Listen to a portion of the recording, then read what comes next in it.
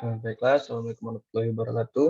Eh, Pada video kali ini saya akan menjelaskan tentang apa itu cross connection, back siphonage, dan water hammer atau pukulan air dalam sistem plumbing. Sebelumnya, perkenalkan nama saya Fajar Ilham Maulana, dan NIM saya M1D19016. Tugas ini saya buat untuk memenuhi tugas mata kuliah plumbing. Baiklah, yang pertama akan saya jelaskan yaitu cross connection. Cross connection adalah hubungan fisik antara dua sistem pipa yang berbeda. Satu sistem pipa untuk air minum dan satu sistem pipa lainnya berisi air yang tidak diketahui atau diragukan kualitasnya, di mana air akan mendapat mengalir dari satu sistem ke sistem yang lainnya. Demikian pula sistem perpipaan air minum tidak boleh dihubungkan dengan sistem perpipaan lainnya. Sistem perpipaan air minum dan peralatannya tidak boleh terendam dalam air kotor atau bahan lain yang tercemar. Cross connection atau sambungan silang adalah hubungan sebenarnya atau potensi antara pasokan air minum dan sumber kontaminasi atau limbah, bahan kimia, gas, dan lain-lain. Idealnya yang terbaik adalah tidak memiliki koneksi silang, tapi dalam situasi tertentu mungkin tidak dapat dihindari. Jika itu terjadi, ketika instalasi memerlukan sambungan silang, instalasi tersebut harus dilindungi dengan baik dengan rakitan atau perangkat pencegahan aliran balik yang dapat diterima untuk menghilangkan potensi aliran balik kembali ke pasokan minum. Jenis-jenis cross connection itu ada dua. Yang pertama ada koneksi langsung. Koneksi langsung adalah koneksi fisik antara sistem yang dapat diminum dan tidak dapat diminum. Jalur langsung ada di antara dua sistem terpisah untuk kontaminasi yang akan transfer ke sistem yang dapat diminum. Gambar ini merupakan contoh koneksi langsung, yaitu koneksi katup di antara saluran air minum dan saluran yang tidak dapat diminum atau saluran sanitasi. Contoh untuk koneksi langsung ini yaitu seperti saluran pasokan air yang terhubung langsung ke kettle, saluran pembuangan limbah, atau sumber air tambahan yang tidak dapat diminum lainnya. Selanjutnya ada jenis koneksi tidak langsung. Hubungan tidak langsung antara suplai yang dapat diminum dan tidak dapat diminum tidak ada dalam kondisi normal, namun dalam keadaan unik, jalur kontaminasi dapat terjadi. Biasanya sumber kontaminasi dapat dicadangkan, ditiup, disedot, didorong, atau dialihkan ke pasokan air minum. Berikut contoh dari gambar contoh koneksi tidak langsung. Contoh dari koneksi tidak langsung ini yaitu ujung keran ini berakhir di bawah tingkat air di dalam bak atau baskom ini, atau yang biasa disebut dengan saluran masuk terendam karena tidak menyediakan celah udara yang diperlukan, dan limbah menumpuk atau bak atau baskom ini tersumbat sampai ke titik sehingga saluran masuk air menjadi terendam.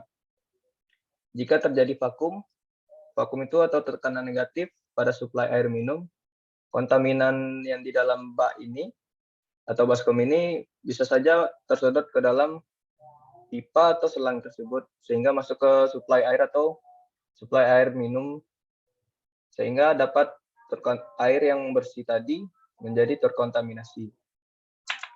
Selanjutnya ada back siphonage.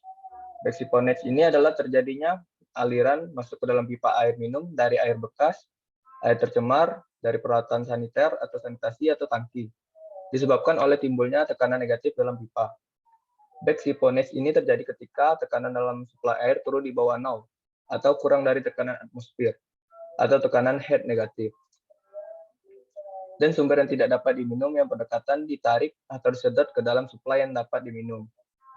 Back siphonage dapat terjadi dengan koneksi langsung atau tidak langsung, dan sistem dapat dibuka atau tertutup, yang berarti terbuka ke atmosfer atau tidak terpapar atau tertutup atmosfer. Efek back siphonage ini mirip dengan cara kita menyeruput air melalui sedotan. Prinsip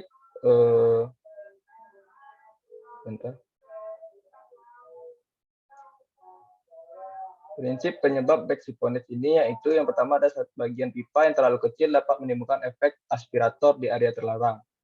Yang kedua, kerusakan atau perbaikan pada jalur suplai dapat menimbulkan efek vakum atau penyedotan karena gravitasi mengurus air keluar pada bagian sistem yang ditinggikan di atas area yang terpengaruh. Ketiga, pengambilan air yang tinggi seperti pemadaman kebakaran atau pembilasan utama air dapat menciptakan ruang hampa. Penarikan ini lebih cenderung menciptakan tekanan negatif yang lebih kuat pada ketinggian lebih tinggi pada sistem. Yang terakhir ada vakum dapat diinduksi pada sisi isap pompa booster, seperti gedung bertingkat. Pencegahan back siphonage. Pencegahan aliran balik dapat dilakukan dengan menyediakan celah udara atau memasang penahan aliran balik. Celah udara ini dalam suatu sistem penyediaan air atau sistem plumbing adalah ruang bebas berisi udara bebas antara bagian terendah dari lubang pipa atau keran yang akan mengisi air ke dalam tangki atau peralatan plumbing lainnya, dengan muka air meluap melalui bibir tangki atau peralatan plumbing tersebut. Yang kedua, beberapa peralatan tidak dapat diberikan celah udara oleh karena alasan penggunaannya ataupun konstruksinya, kadang-kadang oleh alasan arsitektur. Dalam keadaan ini, maka alat pencegahan aliran balik atau alat penahan aliran balik sangat perlu dipasang untuk mencegah efek back siphonage tersebut. Yang ketiga ada water hammer atau pukulan air. Penyebab water hammer itu yaitu apabila aliran dalam pipa dihentikan secara mendadak oleh keran atau katup. Tekanan air pada sisi atas akan meningkat dengan tajam dan menimbulkan gelombang tekanan yang akan merambat dengan kecepatan tertentu dan kemudian dipantulkan kembali ke tempat semula. Gejala ini menimbulkan kenaikan tekanan yang sangat tajam, sehingga menyerupai suatu pukulan dan dinamakan gejala pukulan air atau water hammer. Tekanan yang ditimbulkan dinamakan tekanan pukulan air atau water hammer pressure.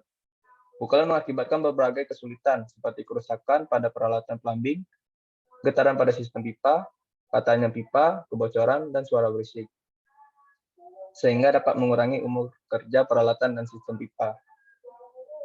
Pada gambar ini, yaitu proses terjadinya water hammer.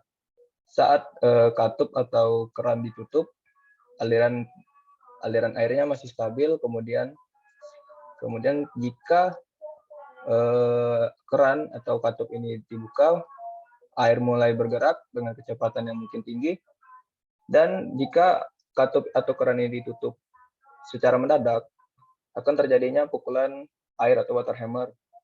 Garis-garis yang terlihat di gambar ini disebut dengan gelombang tekanan. Pukulan air atau water hammer cenderung terjadi dalam keadaan berikut ini. Yang pertama ada tempat-tempat di mana katup ditutup atau dibuka secara mendadak. Yang kedua ada keadaan di mana tekanan air dalam pipa selalu tinggi. Ketiga ada keadaan di mana kecepatan air dalam pipa selalu tinggi. Yang keempat ada keadaan di mana banyak jalur ke atas dan ke bawah dalam sistem pipa atau plumbing. Yang kelima ada keadaan di mana banyak belokan dibanding jalur lurus. Yang keenam ada keadaan di mana temperatur air sangat tinggi. Pencegahan gejala pukulan air yang menyangkut tindakan untuk mengatasi keadaan-keadaan yang sebelum saya sebutkan meliputi cara-cara berikut ini. Yang pertama ada menghindarkan tekanan kerja yang terlalu tinggi, menghindarkan kecepatan alir yang terlalu tinggi, memasang rongga udara, atau memasang alat pencegah pukulan air. Yang terakhir ada menggunakan 2 katup bola pelampung pada tangki air. Mungkin itu saja yang dapat saya sampaikan. Terima kasih. Wassalamualaikum warahmatullahi wabarakatuh.